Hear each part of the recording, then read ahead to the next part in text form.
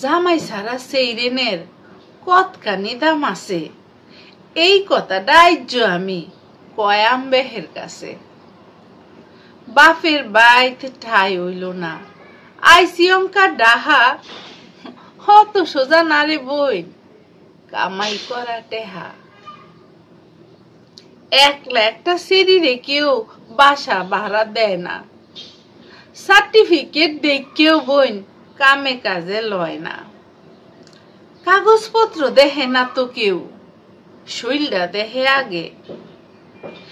ইমুন মানুষের সারহি করতে কসে কে মুন্ডা লাগে, বেহেই জানে একলা থাহি আমার যে জামাই নাই, অফিসের যত বেড়াই নাছে বেহে আয়া সুযোগ চায়। মালিকের রুমও গেলেও বেড়া লাগাই তো চায় সিটকারি, সুযোগ পাইলে বুড়া কাকুও মারে একটু টিটকারি। বীরের বিতে বাসে উঠতে তাহন লাগে কারুইয়া, আইতে যাইতে শৈল্য লাগে যায় যে বেলা ফারুইয়া। দোহানো গেলে সদাই আনতে দোহানদারও মজা লয়, রাইত বিরাইতে বাড়ির মালিক রঙ্গরসের কথা কয়, নানান মানুষের নানান কথা। একলে কি ব্যথা হো, দরকার লাগলে কল দিও, মোবাইল নাম্বারটা রাখো।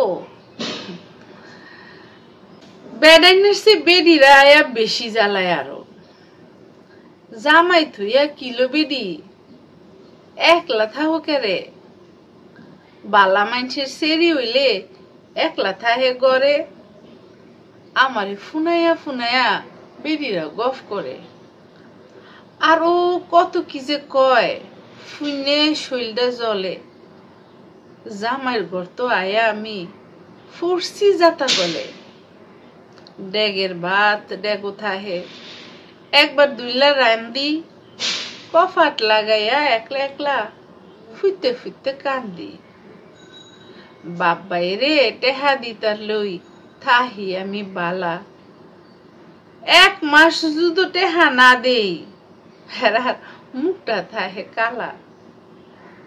কষ্ট করে টেহা জমাইছিলাম, মাইরে খাইছে ভাই, জামাই ছাড়া বেডি মানুষের কোনো দাম নাই, কোনো দাম নাই। ধন্যবাদ। কিশোরগঞ্জের আঞ্চলিক ভাষায় কামাই থাকলে জামাই লাগে না কবিতাটি আপনাদের মাঝে ব্যাপক সাড়া পেয়েছে, তবে আমি লক্ষ্য করেছি এটা বেশিরভাগ ক্ষেত্রেই একটা নেগেটিভ স্তরে সাড়া পেয়েছে।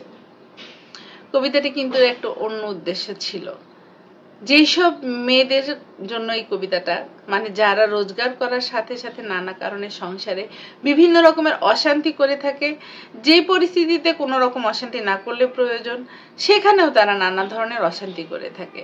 আর বাবার বাড়ির অবস্থা যদি একটু ভালো হয়, একটু ভালো রোজগার করে, তাহলে তো কথাই নেই, অনেকের ধরাকে সরা জ্ঞান করে। মেয়েদের রোজগারের উদ্দেশ্য এই না যে তারা স্বেচ্ছাচারিতা করবে, মেয়েদের রোজগারের উদ্দেশ্য হলো তারা স্বামীর সাথে সংসারের আয়ে অংশগ্রহণ করবে। দ্রব্যমূল্যের যে ঊর্ধ্বগতি, বর্তমান সমাজে স্বাচ্ছন্দ্যে চলতে গেলে একজনের আয়ে সম্ভব হয় না। তাছাড়াও আরো একটা ব্যাপার আছে, বিয়ের আগে স্বামীর বাড়ি থেকে বাবার বাড়িতে খুব আদরটা থাকে, কিন্তু বিয়ের পরে বাবার বাড়িতে ফিরে এলে সে আদরটা যেন আর থাকে না, আগের মতো সেই সম্মানটা থাকে না। এই বিষয়টি নিয়ে তারই ধারাবাহিকতায় আমি আজকে আরেকটি কবিতা পাঠ করব, কিশোরগঞ্জের আঞ্চলিক ভাষায় লেখা। জামাই ছাড়া দাম নাই, লিখেছেন মোহাম্মদ সোহরাব হোসেন।